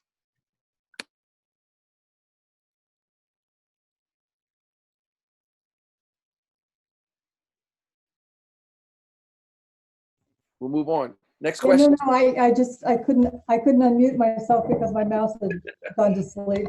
Sorry. The question that I have for Dr. Gill is, I mean, with the college players who are committed to what they're doing and kind of know what they want, I'm thinking about younger players, like with a coach in Miami or anyone up to pre-college. What are you seeing right now, or what would it mean to you in terms of acting out or mental health if a player wanted to quit? If they wanted, whether it's quitting, no matter what the sport is, if they want to quit, or if they want to quit drama club or an instrument, what does that signal to you? Identity versus identity confusion. You know, like trying to figure out what they really want to be. That would be one thing.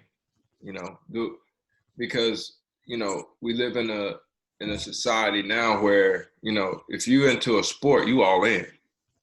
Like there ain't no half stepping. You know, there's no half stepping, and you reach a point as you rise where everybody ain't getting a trophy, and you're not half stepping. So, do I really want to do this? I think is one explanation. Two, a life event. You know, something going on with family. Sometimes it's the coach. Now, as the social worker in me always points to, you know, there's a difference between males and females, because when a young lady quits a sport, then I'm always on the lookout for some form of abuse. You know, something that might have happened, whether it was a school member, whether it was a teammate, whether it was a coach, whether it was a staff member. My antennas always go up when a young lady quits a sport. The identity versus the identity confusion, and a life event.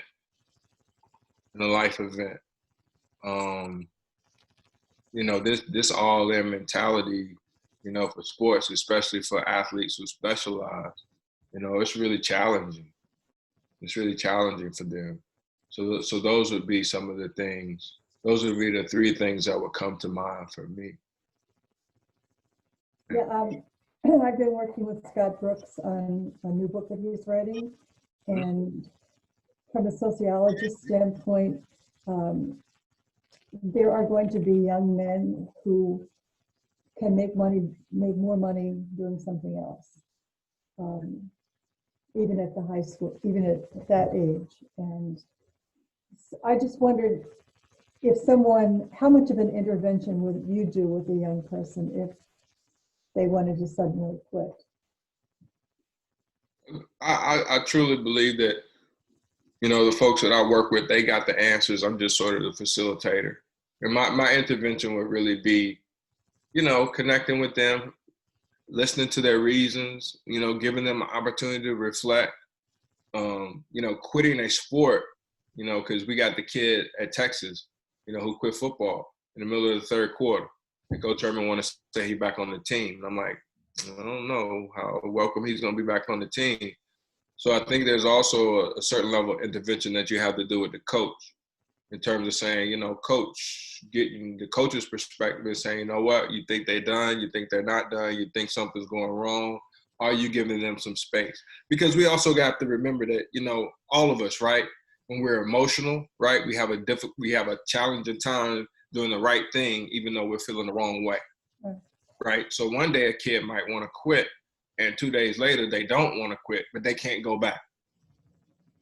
So I think there's also a certain level of intervention that you do with the coach or the coaching staff to say, look, do you really think they're done? There's something going on. Can we give them a little bit of time, and will they be welcome if they decide to come back? You know, I think that there's a little bit of work that can be done there as well as with the student athlete. I don't know so much as the parents. You know, I've always been one in high school, junior high, sports. I like to include the parents. because you never know if the parent is the issue. But Deborah, I also want to go say, just like you said, there are also some great reasons. Some kids say, you know what? And my first job was at Bojangles, and I love Bojangles. Hey, I'm gonna go fry some chicken because I'm gonna make some money. And I know I made a lot of chicken references, y'all. So don't judge me. Don't judge. I mean, don't judge me. But you know, I might want to go flip some burgers because I'm gonna make some money because I want to go get these shoes. All right, man, respect. I respect that. Respect that. So it doesn't necessarily have to be a negative reason. It could be a developmental reason, but we still want to help them make it through that. Because once you quit a team, you got kids, you got your teammates talking to you, you got your classmates talking to you, you got people. So you also have to prepare them for that as well. Great question. Great. That's a lot of great questions on here. I try to tell you. I try to prepare you. Right. I tried. I tried. We got 2 more questions for you. Okay, 2 more questions for you. Lisa. Is Lisa on here? Yeah, she's on mute. Okay, well, Can you hear me? we can hear you. Go ahead. Okay. Hey, Mr. Gill. Great having you tonight. I'm an assistant coach at Bowie State University. It's a Division II, HBCU Division II in Maryland. And I was wondering, we don't really talk a lot about mental health or the mental wellness among the athletic department, even my team. How do I start the initiative or start that conversation among my team, and hopefully it spreads out through the department with the other teams as well? Yeah. You know Marvin Cornish? Yes, I do. Okay. Yeah, I know Marvin's been trying to do some work there. I mean, when you're trying to initiate the conversation, I really think it's about wellness. You know, it's not about the disorders, but it's about the other end of the spectrum. It's trying to be better than you are, be better today than you were yesterday. I also think, you know, for women's basketball, like I think the Players Tribune would be a great resource for you. I can't remember her name, Liz Cambridge, I think. She plays for the Aces, Las Vegas Aces, but I know that she's done a piece. You know, Shamika Holsclaw, you know, her story is an incredible story. You know, having those conversations. But I think, one, you know, looking at players who may be in positions for which your young ladies aspire to be, if they have, you know, aspirations to play, you know, professionally, that would be a good route to go. I think about just talking about wellness, right? Because I'm going to assume most of your players are probably women of color. Yeah. Even coming from a standpoint of women of color, like triple jeopardy, right? You got race, you got gender, and you got the intersection between the two. And, you know, that's just hard. That's just hard. And, you know, just talking about some of those realities, I think is important. Just having those conversations. And you might go from, and I'm just speaking because I don't have, you know, I'm a Black man, but I would think that going from a general Black women in their circumstances to sort of Black women in athletic spaces and sort of wrapping it all in a wellness piece. Because when we talk about wellness, it's non-threatening, right? We all need to work on, you know, our resiliency. We all need to work on, you know, our emotions and managing our emotions. Those are just basic things that we need to do. But then just talking about them, and if you're having trouble, if you're having challenges with them, then maybe some of the mental health issues come out. You see what I'm saying? Then people say, well, I need to work on that because this happened, without saying this happened and I need to work on it. And so it's a more proactive approach. Those are the things. But we were actually, some folks, some company contacted me and was going to be doing some work in the mental health space with Bowie Athletics. Y'all got a social work program, right? I think not that I'm aware of. No, okay. I thought y'all have. I know we have a counseling session for a counseling center, but I don't know if it's directly for that. Yeah. But those are some of the things that I suggest. And I know I throw out a lot of suggestions to the group. And, I know that if I can be honest, I know coaches, been around a lot of coaches and been around a lot of athletic programs. And like I said, coaches want to keep it in and keep it family and keep it real. I got that. Depending on what kind of coach you are, you got to figure out whether or not it's best for you to do it or somebody else to do it. And it doesn't have to be somebody else on campus. It could be you pulling up videos, right? It could be you utilizing somebody else in that way. But you got to figure that out and just, please forgive me, but take your ego out of it. Take your ego out of it. We all say trust the process. You got to trust, that whomever you're bringing in or whatever you're using is going to work. The fact that you care about it is incredible. The fact that God has placed the desire in your heart, right? And that's already the promise that whatever you pursue is going to be fulfilled. He's already placed that in your heart. So you got to trust, that whatever methods you use is for the right reason and you're going to do it in the right ways. But sometimes coaches can't do it. And like I said, I've seen some try and do well and some tried and doesn't go that well. So you got to sort of figure that piece out. Thank you. But Lisa, if I can help in any way right down the road, let me know. Holler at me. Definitely. Okay. I appreciate that. Yes, ma'am. Next question. Sharif. Thanks, Coach Sutton. Sir. Dr. Gill, thank you for being here. Sharif Hashim, AD at Susquehanna University. What can you offer? Sorry? Is that Pennsylvania? Yes, sir. Selinsgrove, Pennsylvania, about 25 minutes from Bucknell University. What can you offer?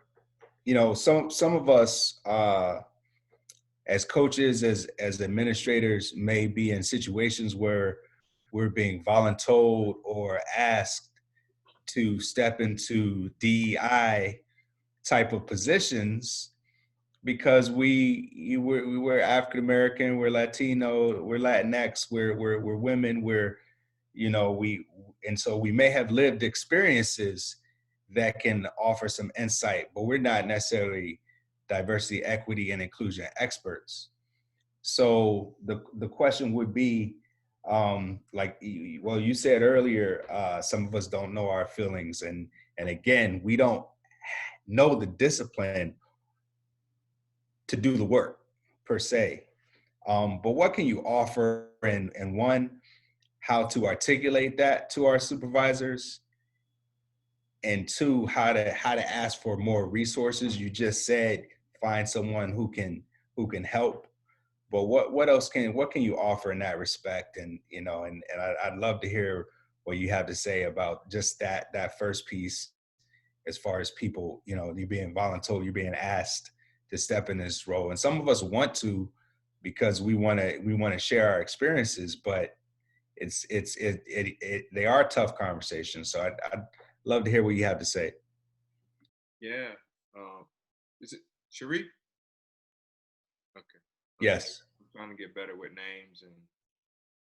Man, you've been hitting on all the names. I noticed that you remembered everyone. I know we got the boxes right here, but it seems like you're very good with names. And I'm not necessarily great with names, but that's something that I noticed. I continuously try and work on it, Sharif. To be quite honest with you, I mean, you articulated it pretty well. I'm not trying to cop out, but you did. Only thing I wonder about is sort of the order, right? Because for me, and I've talked to some diversity and inclusion folks, and I can refer you to a couple of good ones in the business. Sheridan Blanford, who's at Wisconsin, she's probably the second one in the country. And I think the person she replaced was the first one in the country, and I think she went to Brown. We having this conversation, I'm asking about what resources am I gonna have? And I'm asking about, like, what do you want from this? Like, what's the outcome what do you want to see from this? And I mean, you know, like short term, intermediate, long term. What are the real outcomes that you want from this initiative? And then again, like you said, what types of resources you're going to give me? Are you expecting me to do this, you know, all by myself? And then, you know, having an inventory of what types of resources, because right now I see a lot of committees forming, you know, what's going to become the sort of end result, you know, those committees. And then I think after having, and those things you already brought up are sort of like, it's just amazing to me right now how people think that, you know, you're Black, you're brown, you're Hispanic, you're Latinx, and you can be a diversity and inclusion officer. And, you know, I've watched what some of these diversity and inclusion officers are doing, and it's really tough work. You know, because in athletics in particular, especially at the NCAA level, we went from diversity to talking about inclusion, and we forgot about diversity. You know, and a lot of people don't realize right now, everybody's focused on inclusion. And right now, really, in some respects, we pitted inclusion against diversity. You know, and so like, what is it that you really want from this? And then sort of sharing your feelings, you know, around the fact that, you know, just because this is something that's important to me, does not mean it's going to be uncomfortable to me. So second, the other part of resources are what resources are you going to give me, like me, because I'm going to need some help. Like I'm going to need somebody to talk to. Are you on my side? Am I going to be talking to you? And I think that sort of goes way back around to what's your goal and figuring out whether or not they're in it. I mean, for some folks, you're going to get this title and you're going to be, like you said, what is it? You sort of being told. This is who you're going to be. This is what you're going to do. But depending on who your person is that you're communicating with, come in there with some ask. You know, these are what are you going to give me? But also these are some things that I need. I think is important. It's tough. Like every day I see somebody popping up with this new diversity and inclusion title. You know, and, you know, thank God, you know, some of the folks can handle it. Some folks just getting it like they get the SWA title. You know, and it's just going to be interesting. Well, at the D3 level, we now have this ADID title, Athletic Diversity and Inclusion Designee, similar to the SWA. And it's like, okay, what does that mean? What's next? And so I was referencing myself. I was voluntold to take on that role. However, I've talked to plenty of coaches who've said that their head coach have asked them to be that person within their team, to talk to the guy as an assistant coach, to be that person within their team family to talk to the guys, or they've stepped into that role themselves, but they really don't know. So it's kind of tough. Yeah, I mean, and I don't want to do a lot of name dropping and all that stuff, you know, or saying stuff. You know, I use things like I'll refer to conferences, or, you know, I'll refer to teams and all that. But, you know, I had a couple of people approach me about diversity and inclusion. I'm like, I don't know nothing about that. At first I was like, well, how much do it pay? I'm like, what you say? And then I said, no, I don't know nothing about that, and I don't want to mess it up. You know, but it's just so. And I guess the other question would be, why you ask me? You know, we know why. I want you to tell me. I want that person that voluntold me, and I'm gonna tell my wife that when she gonna be like, you be voluntolding me for a lot of stuff. And we gotta talk about this. But you know why? Yeah, I mean, I guess if somebody was asking me / telling me to do it, and I didn't really want to do it, I gotta make them feel uncomfortable. Because I'm like, it's like. It's just interesting. It's like, what do you expect? Like, are we gonna make policies where if coach make a racist statement, they gotta go? Right? I mean, for real, we doing pretty good on the inclusion part, I think, in my opinion. You know, just call me the diversity officer. I need to be focused. You know, but those are some things that I think of, and I'm gonna pray for you. Appreciate that. Thank you. All right, last question. Stone Freeman. Hi, Dr. Gill. Thanks again so much for this. This has been great. I have a question though. I'm a little bit different than most of the people in this chat in terms of I'm not a coach. I'm an educator, so I'm more in a classroom.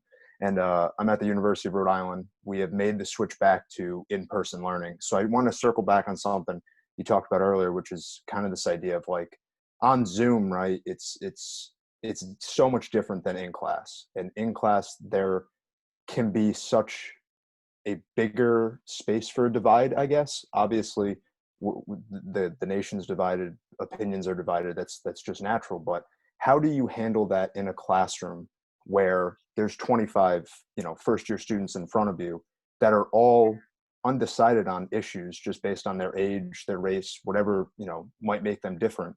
How do you kind of deal with that divide and trying to make some type of connection between everybody, I guess? Yeah, Stone, that's a great question. Can I ask you, is Stone, is that your real name? Yes, sir. Yes. Wow. Thank you. Shit, that sounds like a club name. I'd just be like, yo, my name's Stone. I like that. What's on your sweatshirt, Stone? It's Mr. Rogers and Officer Clemens in the pool. Gotcha. Okay. Yeah. That's deep. That's deep. I'm just buying myself some time to try. No, don't worry. Honestly, if I would walk into a classroom, and all my stuff is online right now, I might split my syllabus in half and be like, the other half, we just gonna have to have some frank conversations. And the first one we're gonna have is about respect. Because everybody's here, so everybody has the ability to be here. We don't have any right to judge how somebody got here, whether they got here through athletics, through music, through academics. And we really gonna have some honest, respectful conversations about what's going on. If I got, we might have a list of different issues, because certainly, and I think my man, I think it was Kellen, basketball player, this is not just, what Black and brown folks are dealing with, but white, Asian, Pacific Islander folks are dealing with this as well. Like, right? We've got, interracial marriages. We've got, diversity in families. We got diversity in this tribe right here. So this isn't, come in and, blame the white people day. This is not what this is. This is really, we're in it together. And I think, Stone, that there's so many images out there now of people of all different races and ethnicities who are in this together, trying to figure it out. And I think that's a beautiful thing. But again, I go back to what I've been saying sort of earlier, and it's all about getting folks to talk. I don't think, I taught a freshman class, and what I did, Stone, was I based the class on 40 for 40s, right? We just watched a 40 for 40 every class, whether it was a short one or a long one. Eventually, the students made their own sort of outline for a 40 for 40. But what I learned from those freshmen is like they're really smart, but they don't really know how to talk about and articulate their feelings. Yes. And I thought at the end of the day, the best thing that I could give them were opportunities to talk. Like, you're going to talk. Like, I might put it in my syllabus. Like, 50% of your grade is you talking and explaining your feelings. I'm not going to test you on anything. And so, that opportunity, but it has to be built on the foundation sort of respect, empathy, proximity, some of the things that we're talking about. But it's really tough, because what do you do when one of the kids don't get it? Yes. Yeah. What do you do then when they don't get it? And that's something I really don't have an answer for. Mm-hmm. Because I've been called out of my name by students in a class before. And, as much as I try to prepare for something like that, I just don't know, what happens when I didn't know how to handle it when it went down. So I think you have to think through too, how could this go wrong and how am I gonna handle it? Yeah. Because you're inviting it, right? You want that to happen. But what happens when it sort of doesn't go right? And maybe that's a conversation you have with your students. Mm-hmm. Like, if this goes south, how do we handle it? What are we gonna do? But while I don't envy a lot of professors who have to go back into the classroom right now, what an incredible learning opportunity. Mhm. What a real-time, incredible learning opportunity we have. Yeah, man. Please keep me. I hope some of this was helpful, but Coach Sutton, Kevin's gonna have my info, and like I said, Kevin, cell phone, email. Absolutely. Please hit me up. Please, any way that I can be helpful. I really want to be helpful, and you'll be helpful to me. Yes, absolutely. In terms of letting me know what you're doing and how it's working, that helps me. Like, I don't want to go reading a book. Y'all can text me, call me, and email me and let me know how it's going. And that just helps me help, other people. And, we can exchange ideas. But I hope that was helpful, Stone. Yes, thank you. Dr. Gill, before we come and bring it to a close, I want to give you this opportunity to share with the tribe your athletes talk. Yeah. Athlete talk is and I'll send you some information, but I've been working. So when I got to Texas, I had an opportunity briefly, my chair in my department, because I did halftime in the athletics and I was halftime professor in the school of social work, right? So they had this grant. They were like, you can do some technology. I was like, great, but I don't know, like, what am I do? And so it came to mind that I want athletes to do all this stuff and I want coaches to do all this stuff, but they probably if I get squeezed 10 minutes out of their day to do this, I would be lucky, right? And so started working on this app. And at the same time, I was getting into the Bible app, right? Different plans. I got anger, I got commitment, I got marriage, I got all this stuff. And I was really digging the fact that I was into the fact that if I got on my app each day, I was going on a streak. And that streak led to a badge, so that excited me. And so I decided, second year at Texas, I'm gonna start working on this app. I gotta make it short.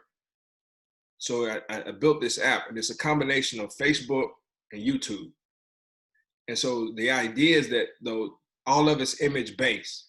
So those images that we see, those motivational quotes that we see, all the plans, all the posts, everything comes with one of those. So the app delivers a message in the morning, and it delivers a message in the evening. But also, athletes, they can be private users. They can have their circle as their team, or their circle can be like Facebook used to be, and just all the athletic department athletes. And so you get 2 posts. Athlete Talk sends out 2 posts per day, one in the morning, one in the evening. But also you have plans. And I have 50 different plans, everything from plans on social justice, plans on racism, plans on the impact of racism on mental health, plans on being a female student athlete, a Hispanic student athlete, a Black male student athlete, some of the things I mentioned before, faith, resilience, commitment, all of those things. It also includes some plans on mental health and wellness. I got a Players Tribune plan, right? So you go read the Players Tribune, and it's got some questions. But the piece on the plan is that after you finish your plan, either there's a thought exercise or action exercise.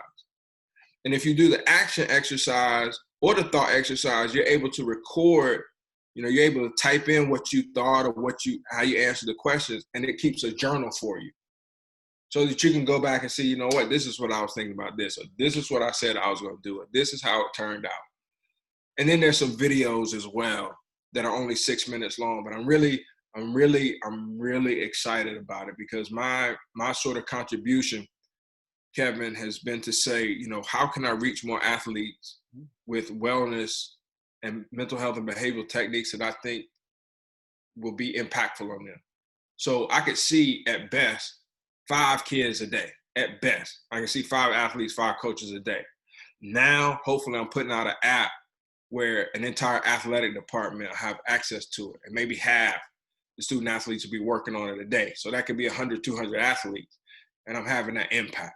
So I'm really excited about it. We're going to come out with 5 signature schools who we're partnered with and giving the app for free. URI is one of them? Hey, let me know. let me know. We're up to 3. We're gonna get 5, but Yep. where athletes will have access to it for the rest of the school year. Yeah, there we go. And really a free resource. So we're gonna be out there. We're competing with Game Plan, which I helped do some of the modules on Game Plan. But I'm just really excited about it because, and I'll close with this. My goal, and I've said this we've done demos for every major school and every major conference, including the U.S. Olympic Committee. Now I've said this. I'm not trying to check a box, and I'm not trying to sell you a product.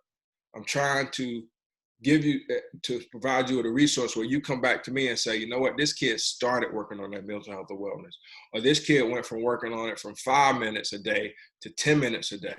This kid's been on your app for 180 days straight or a year straight. That's why I'm in it. So I'm really, really, really excited about it. And Kevin, I can send you the information, and I got a page in the video you can send to everyone. Yeah, absolutely, absolutely. Dr. Gill, in closing, what would be, if you could, what would your call to action be for the Living Trophies Master Zoom class? And then I will finish up with my conclusion. Just make commitment to mental health. Just make the commitment. All of you know what commitment means when you're in the pool or on the field, on the court. You know what it means. It means that kid who's getting up in the morning. It's that kid who's going to bed at late. It's the kid who's working through the pain. It's the kid who's shedding some tears. You know that. You know what it looks like in terms of sports. But what does it look like in terms of mental health? And you got to sort of figure that out in your mind. What does it look like? So I'll know it when I see it. And then you have to start to gently demand it of your kids and your coaches. You know, when it permeates your program, it's just as valuable as the plays that you run, the conditioning that you do. It's just as valuable. And I really do believe that, because at the end of the day, right, it's like, this isn't about the trophies that we win. This is about living trophies.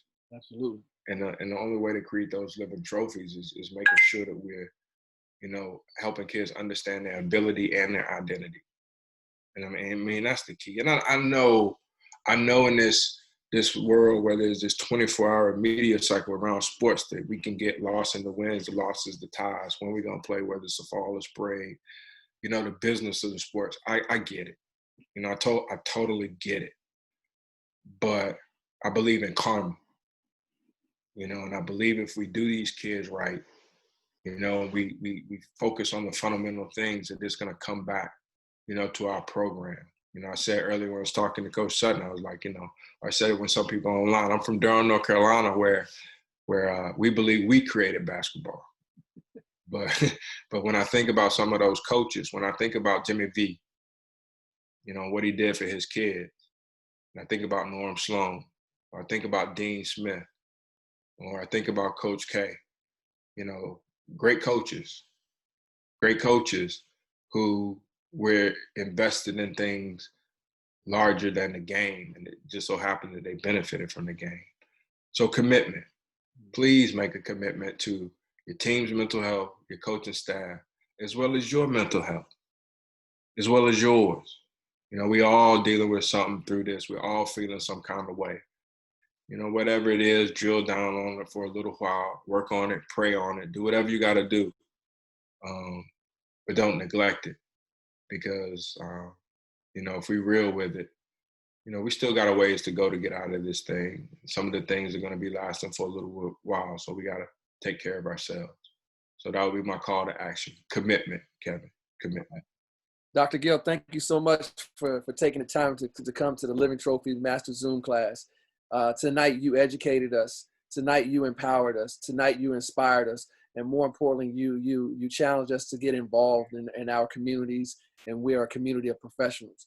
Our mission in here is to sharpen our sword tonight, okay, so that when we can become better servant leaders, tomorrow for the students that we have to, student athletes that we have to serve, okay. We can positively impact lives and create living trophies. That's all that we want to do. And tonight you shared authentically who you are and what you stand for and what you believe. And I can't thank you enough. And like we always say, what we do here, every night will lead us, in the future. And because we want to pour into our student athletes and we want to share with them, how to become better people. And one of the most important ways we can make them better people is that we get them in touch with who they are and understand their self-awareness. So we thank you so much for coming on tonight. And you were on here far longer than I thought you would be, but I am so much appreciative of your time and all that you share with us. And we always leave with a quote. And that quote today is from John Gordon. It says, "Dare to be great. What you think is important, think great. What you do is important, act great. What we say is important, so say great things. And what you feel is important, so feel great." God bless everybody, and we'll see everybody next Thursday. Dr. Gill, you're always invited. Hold down Falls Church, baby. Appreciate it. Appreciate y'all. Thank you for tuning in, and thank you for the work that you're doing.